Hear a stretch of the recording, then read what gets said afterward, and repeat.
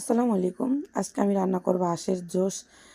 আঁশের যে বয়স্ক মানুষ যারা থাকে তাদের জন্য আর কি রান্না হয়। এটা অনেক পদের মশলা দিয়ে। তো সর্বপ্রথম এখানে আমি আঁশটা জবাই করে নিব। এখানে আমার শ্বশুর আর শাশুড়ি আঁশটা জবাই করে দিচ্ছে। তো আঁশটা জবাই করা হয়ে গেলে আমি এটাকে খুব সুন্দর করে গরম পানি দিয়ে আঁশটা পরিষ্কার করে নিব। আঁশ কিন্তু পরিষ্কার করতে একদমই সময় লাগে না, খুবই ইজিভাবে আঁশ পরিষ্কার করা যায়। গরম পানিতে এভাবে চুবিয়ে নিলে খুব সুন্দরভাবে আঁশটা পরিষ্কার হয়ে যায়। তো আঁশটা পরিষ্কার করা হয়ে গেলে আমি আঁশটাকে কেটে খুব সুন্দর করে রেখে দেব। এখানে আমি মশলাটা রেডি করে নিব। এখানে হলো জোশের মশলা বলে আর কি এটাকে। এটা যারা বয়স্ক মানুষ থাকে তাদেরকে খাওয়ায়। মূলত আমার শ্বশুরের জন্য রান্না করা হয় এই আঁশটা। তো এখানে হলো জোশের যে মশলাটা 22 পদের মশলা থাকে ওইটা দিয়ে এই মশলাটা রান্না করা হয়। এটা কিন্তু খুব সুন্দরভাবে একদম মিহি করে বেটে নেওয়া হয়।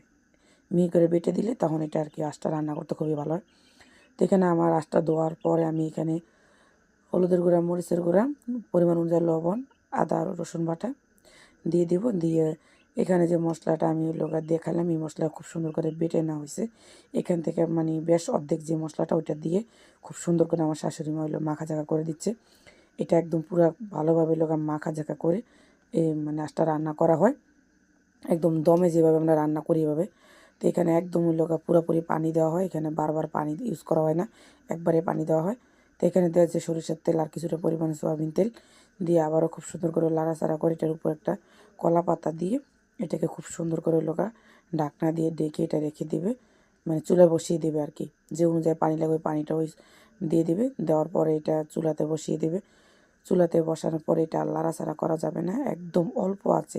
এটাকে একটু সময় নিয়ে আঁশটা যে পর্যন্ত সিদ্ধ হয় সময় নিয়ে এটাকে রান্না করা হবে। তো এখানে আমি তাও 2বার হালকা হালকা ঢাকনাটা খুলে লাড়াচাড়া দিয়ে দিছি। তো দেখেন ফাইনাল লুকটা এটা। এখন আমি একটু লাড়াচাড়া দিয়ে দেখিয়ে দিচ্ছি আপনাদেরকে। এটা যারা বয়স্ক মানুষ থাকে আর কি ওনাদের জন্য রান্না করা হয় শীতে। এভাবে শীতে যদি এভাবে আঁশটা রান্না করে খাওয়ানো হয় তাহলে অনেক বেশি ভালো হয় আর কি এই মশলা দিয়ে। কোন জেলাতে কীভাবে খাবে অবশ্যই কমেন্ট করে জানাবেন। হাঁস রান্না।